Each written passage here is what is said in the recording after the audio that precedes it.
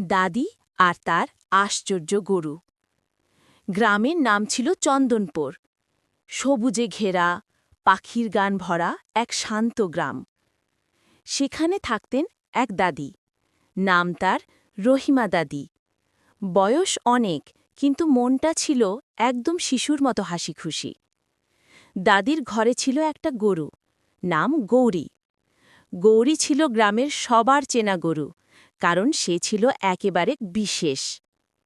প্রতিদিন সকালে সূর্য ওঠার সাথে সাথে গৌরী দাদির উঠানে ডাক দিত, হুম হুম, যেন বলছে, দাদি ওঠো, দুধ দোহানোর সময় হয়েছে। তারপর গৌরী এক এক করে ১০০ লিটার দুধ দিত। সত্যিই আশ্চর্য ব্যাপার, কেউ বিশ্বাসই করতে পারত না। দাদি সেই দুধ দিয়ে কি করতেন জানো? অর্ধেক দুধ গ্রামের